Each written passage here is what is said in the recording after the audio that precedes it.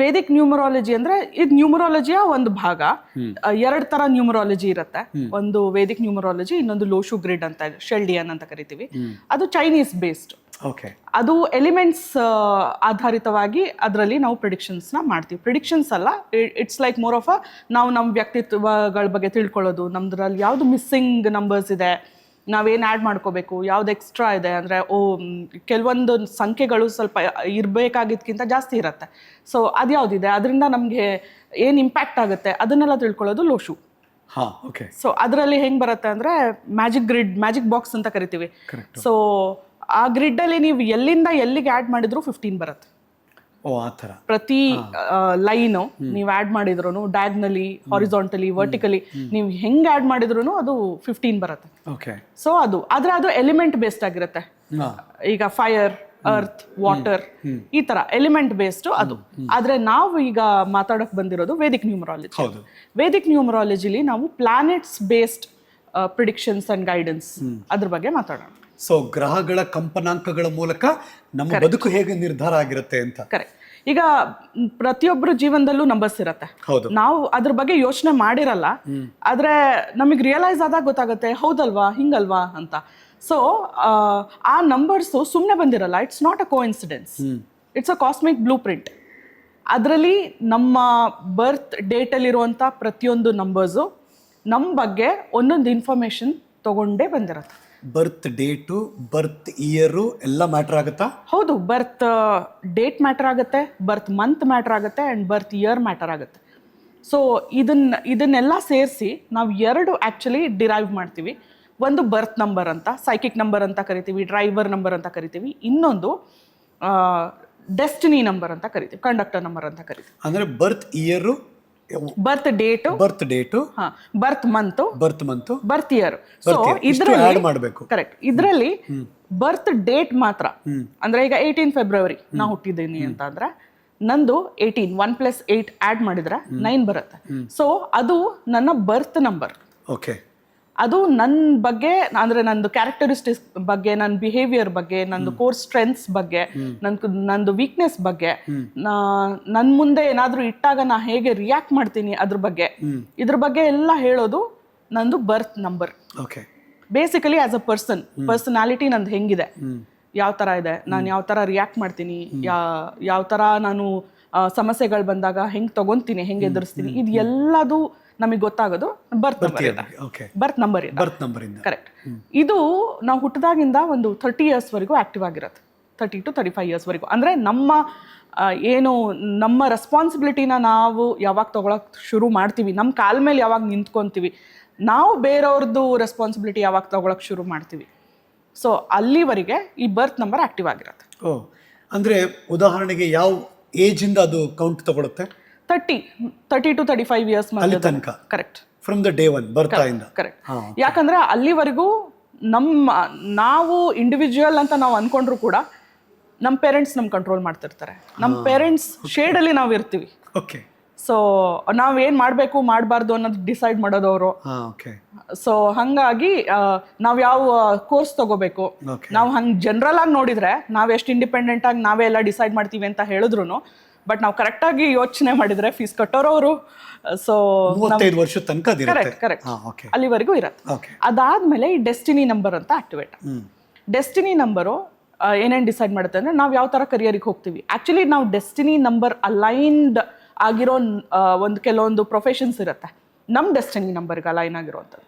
ಅಂಥದ್ದನ್ನು ನಾವು ತಗೊಂಡಾಗ ನಾವು ಅದರಲ್ಲಿ ನಾವು ಕೆಲಸದ ವಿಚಾರದಲ್ಲಿ ಇರ್ಬೋದು, ಪ್ರೊಫೆಷನಲ್ ಇರ್ಬೋದು, we excel. There are lot of chances that we excel. Destiny number ಬರೋದು ಹೇಗೆ? ಈಗ 1991 ನಲ್ಲಿ ಯಾರೋ ಹುಟ್ಟಿದ್ದಾರೆ. ಸೊ 1991 ಇಲ್ಲ, again start from your birth date. ಯಾರೋ 6th of February ಅಂತ ಇಟ್ಕೊಳ್ಳೋಣ. 6th +2 +1 +9 +9 +1 ಇದಿಷ್ಟು ಆಡ್ ಮಾಡಿದ್ರೆ ಬರುತ್ತಲ್ಲ, ಅದು ನಮ್ ಡೆಸ್ಟಿನಿ ನಂಬರ್ ಅಂತ ಕರಿತೀವಿ. ಸೊ ಈ ಡೆಸ್ಟಿನಿ ನಂಬರ್ ಮುಖಾಂತರ ನಾವೇನು ಯಾವ ಕರಿಯರ್ ಹೋಗ್ಬೋದು, ಅದಕ್ಕೆ ಹೋಗ್ತೀವಿ ಅಂತಲ್ಲ, ಬೇರೆ ಕರಿಯರ್ಗೆ ಹೋದ್ರೂ ನಾವು ಚೆನ್ನಾಗಿ ಮಾಡ್ತಿರ್ಬೋದು. ಆದ್ರೆ ಈ ಕರಿಯರ್ಗೆ ಹೋದ್ರೆ ನಮ್ಗೆ ಸಿಗ್ಬೇಕಾಗಿರೋದಕ್ಕಿಂತ ಇನ್ನೂ ಯಶಸ್ಸು ಇನ್ನೂ ಜಾಸ್ತಿ ಸಿಗತ್ತೆ, ಅದರ ಸಾಧ್ಯತೆ ಹೆಚ್ಚಿರುತ್ತೆ.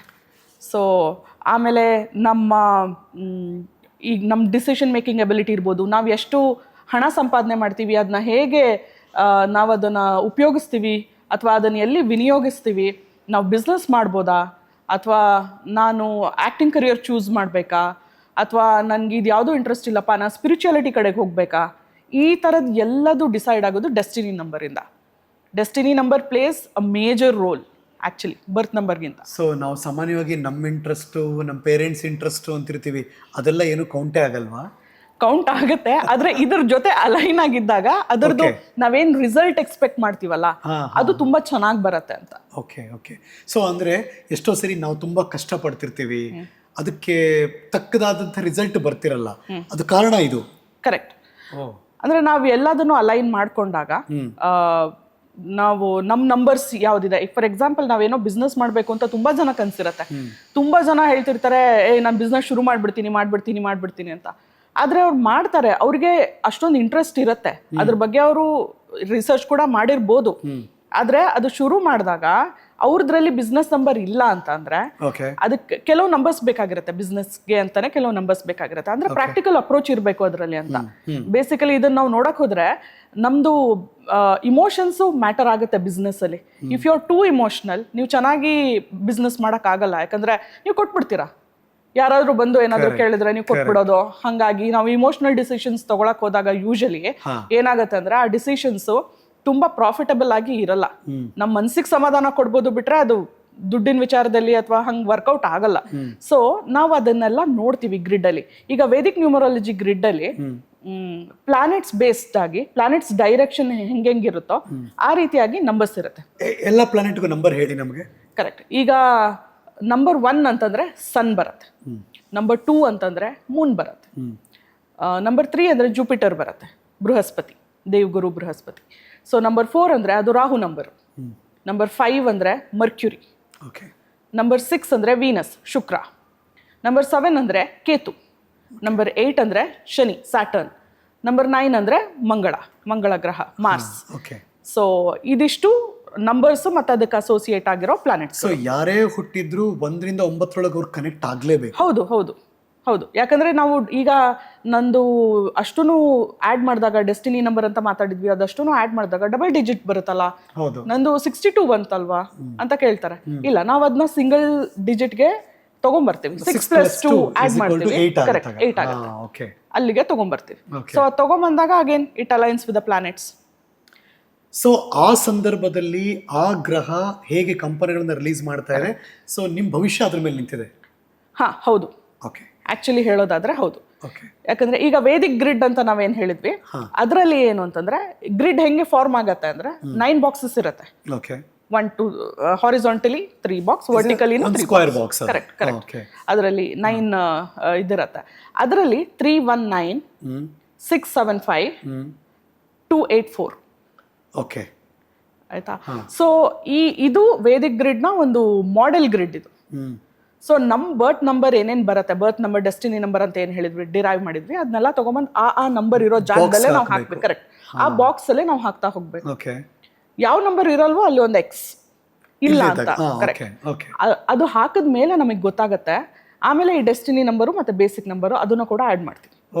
ಅದು ಹಾಕಿದಾಗ ನಮ್ಗೆ ಎಕ್ಸಾಕ್ಟ್ಲಿ ಗೊತ್ತಾಗತ್ತೆ ನಮ್ದ್ರಲ್ಲಿ ಯಾವ ಪ್ಲಾನೆಟ್ಸ್ ಚೆನ್ನಾಗಿ ವರ್ಕ್ ಮಾಡ್ತಾ ಇದೆ, ಸ್ಟ್ರಾಂಗ್ ಆಗಿದೆ, ಯಾವ ಪ್ಲಾನೆಟ್ಸ್ ಮಿಸ್ಸಿಂಗ್ ಆಗಿದೆ, ಯಾವ್ದು ಪ್ಲಾನೆಟ್ಸ್ ಹೈಪರ್ ಆಕ್ಟಿವ್ ಆಗಿದೆ, ಓವರ್ವೆಲ್ಮಿಂಗ್ ಆಗಿರುತ್ತೆ ಒಂದೊಂದು ಪ್ಲಾನೆಟ್ಸ್. ಸೊ ಇದೆಲ್ಲ ನಮಗೆ ಗೊತ್ತಾಗತ್ತೆ. ಇದ್ರ ಆಧಾರದ ಮೇಲೆ ನಾವು ಆ್ಯಕ್ಚುಲಿ ಕ್ಯಾಲ್ಕುಲೇಷನ್ಸ್ ಮಾಡೋದು.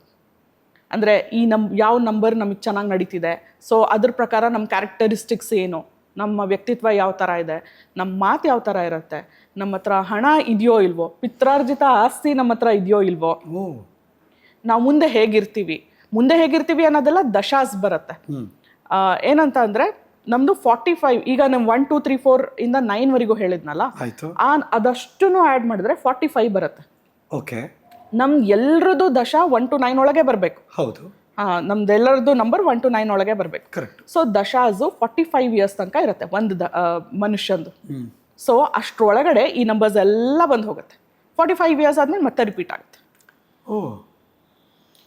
ಈಗ ನಾನು ಹೇಳ್ದೆ ಈಗ ನೀವು 6 ಅಂತ ಹೇಳಿದ್ರಿ, ಯಾರೋ 6 ಡೇಟ್ ಅಲ್ಲಿ ಹುಟ್ಟಿದ್ದಾರೆ. ಹೌದು. ಸೊ ಅವ್ರದ್ದು ದಶಾ ಶುರು ಆಗುತ್ತೆ ಶುಕ್ರ ದಶೆಯಿಂದ.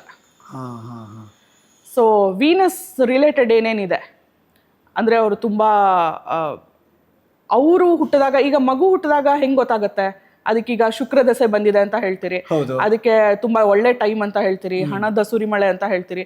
ಮಗು ಯಾವ ಕೆಲಸ ಮಾಡುತ್ತೆ, ಹುಟ್ಟಿದ ಮಗು ಚೆನ್ನಾಗಿದೆ. ಹೆಂಗ್ ಬರುತ್ತೆ? ಓಕೆ. ಆದ್ರೆ ಇದ್ರದ್ದು ಇಂಪ್ಯಾಕ್ಟ್ ಏನಿದೆ ಅದು ಪೇರೆಂಟ್ಸ್ ಮೇಲೆ ಆಗುತ್ತೆ. ಓ ಹಂಗದು. ಅದಕ್ಕೆ ಏನ್ ಬೇಕೋ ಅದ್ ಮಾಡ್ಕೊಳಕ್ ಆಗಲ್ಲ ಅಲ್ವಾ. ಈಗ ಅದಕ್ಕೆ ಹಶ್ವಾಗ್ತಿದೆ ಅಂತ ಅದು ಅಡುಗೆ ಮಾಡ್ಕೊಳಕ್ ಆಗಲ್ಲ. ಓಕೆ. ಅದಕ್ಕೆ ಮಾಡಿ ಕೊಡ್ಬೇಕಾಗಿರೋದು ಪ್ರೊವೈಡರ್ಸ್, ಪೇರೆಂಟ್ಸ್. ಸೊ ಯಾವ್ದೋ ಮಗು ಹುಟ್ಟಿದ ತಕ್ಷಣ ಅಪ್ಪನ ಬಿಸ್ನೆಸ್ ಏನೋ ಕ್ಲಿಕ್ ಆದ್ರೆ ಇದ್ರ ಪ್ರಭಾವ ಅಂತಾರೆ. ಕರೆಕ್ಟ್, ಇದ್ರ ಪ್ರಭಾವ ಅಂತಾರಲ್ಲ ಹಾಗೆ ಇದು ಕೂಡ ಆಗತ್ತೆ. ಈ ವೀನಸ್ ನಂಬರ್ ಅಂತ ಏನಿರುತ್ತೆ ಅದು ಇದ್ದವರೆಲ್ಲ ಒಂದ್ ಸ್ವಲ್ಪ ತುಂಬಾ ಚೆನ್ನಾಗಿ ಇರ್ತಾರೆ, ನೋಡಕ್ ತುಂಬಾ ಅಟ್ರಾಕ್ಟಿವ್ ಆಗಿರ್ತಾರೆ, ಸ್ವಲ್ಪ ಲೇಜಿ ಇರ್ತಾರೆ, ಅವರು ಫ್ಯಾಮಿಲಿ ಪರ್ಸನ್ ಇರ್ತಾರೆ. ಲೇಜಿ ಅಂದ್ರೆ ಅವ್ರಿಗೆ ಇರಕ್ ಇಷ್ಟ ಹಂಗೆ.